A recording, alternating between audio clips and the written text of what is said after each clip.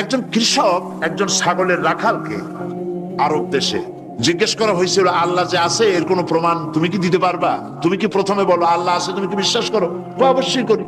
আল্লাহ আছে এর কোনো প্রমাণ আছে তোমার কাছে? কোনো প্রমাণ নাই, তবে আমি বুঝি আল্লাহ আছে। বলে কেমনে? যে আমি তো ছাগলের রাখাল, আমি তো লেখাপড়া করিনি, আমি দার্শনিকও না বিজ্ঞানীও না কিছু না, ছাগল পালি। আমি চিন্তা করি ছাগলে খায় ঘাস আর পায়খানা করে কতগুলো ক্যাপসুলের মতো ট্যাবলেট, আল্লাহ যদি না থাকবে এগুলো হয় কেমনে? ওর মাথা যেমন ও বুঝছেও তেমন। কথা বুঝতে পেরেছেন? ছাগলের রাখাল ছাগলের পায়খানা দেখা ওর মনেও চিন্তা আসে, নিশ্চয়ই কেউ পরিকল্পনা করে এরকম করে।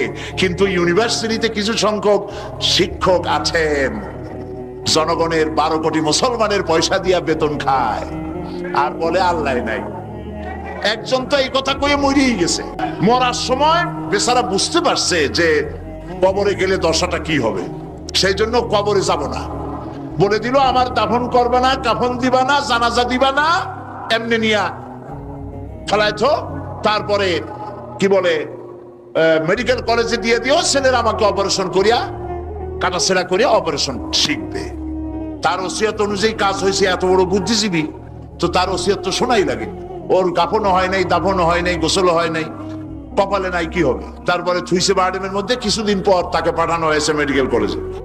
মেডিকেল কলেজের ছাত্ররা যখন শুনলো যে ওই লোকটার লাশ আসতেছে, ওরা দাঁড়ায় বলছে আল্লাহর রাস্তে মাপ চাই, এই হুজুর এখানে আনবেন না। উনি বেঁচে থাকতে আল্লাহর অস্বীকার করছে। এখন ওনারে কাইটা যদি আমরা অপারেশন শিখি, তাহলে যে রুগীরে ধরবো যাও বাঁচবে ওইটা মরবে। কাজী এদার ফিরাও।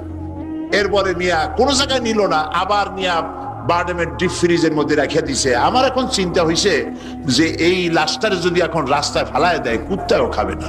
কারণ আমার দেশের কুত্তা, আমার দেশের কুকুরেরা এতটা অভদ্র না যে কুকুরে এত পুরানা বাসি লাশ খাওয়ার মতো আমাদের কুকুর এত বেয়াদব হয় নাই, এতটা অসভ্য হয়ে পারে না। কাজী আল্লাহর সাথে যারা নাফরমানি করে, আল্লাহ এরকম দেখান, তবে এগুলি বুঝবে কারা? বুঝবে কারা? আল্লাহ রাব্বুল আলামিন বলেন ওয়াতিলকাল আমসালু নাদরিবুহা লিন্নাস ওয়া মা ইয়াকিলুহা ইল্লাল আলিমুন। অসংখ্য দৃষ্টান্ত এই পৃথিবীর বুকে ছড়ায় রেখেছি। এসব দৃষ্টান্ত থেকে উপদেশ গ্রহণ করতে পারবে তারা যাদেরকে আমি রব্বুল আলামিন জ্ঞান দান করেছি, যাদের জ্ঞান দিয়েছি। ওরা তো জ্ঞান পায় নাই, ওরা পাইছে বুদ্ধি। ওরা কি পেয়েছে? বুদ্ধি। আল্লাহ কোরআন শরীফে কোথাও বলেন নাই যে তোমরা আমার কাছে দোয়া করো আল্লাহ আমার বুদ্ধি বাড়ায় দাও। আছে না এরকমের কথা? আল্লাহ কি বাড়াইতে বলছেন?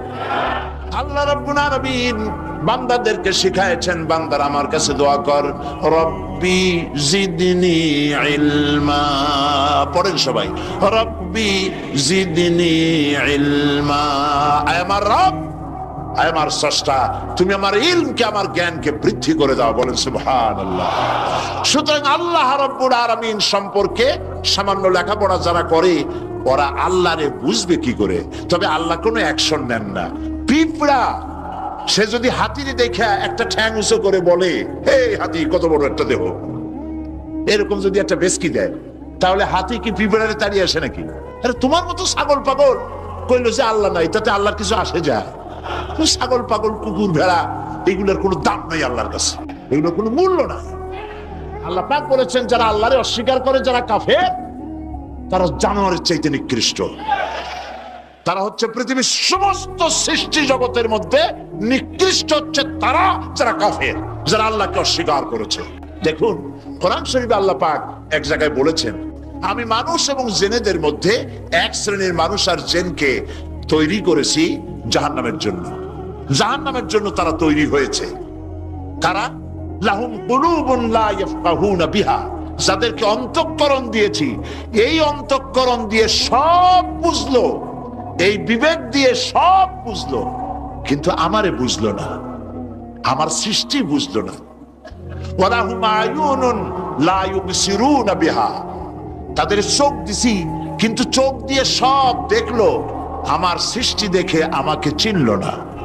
তাদের কান দিলাম, এ কান দিয়া সব শুনলো, কিন্তু মজলুম দুর্বলের ফরিয়াদ তাদের কানের মধ্যে ঢুকলো না। উলাইকা কাল আনআম, আল্লাহ পাক বলেন এগুলি হলো চতুষ্পদ। কি কোন আপনারা বলেন কি? জানোয়ার। কে বলতেছেন? আপনারা কি রাগ করতেছেন নাকি? আর রাগ করলে হবেটা কি? সৃষ্টি যিনি করেছেন এই পদবাচ্যে বিশেষিত বিবেচিত করেছেন সেই আল্লাহ। আল্লাহ পাকই বলছেন বিবেক দিলাম, আমাকে চিনলে না, চোখ দিলাম, আমার সৃষ্টি দেখে আমাকে উপলব্ধি করলে না, হেদায়েত পেলে না, কান দিলাম, হক শুনলে না, উলাইকা কাল আনআম, মালিক চেনো নাই, কাজী তুমি হচ্ছ চতুষ্পদ জানোয়ারের মতো।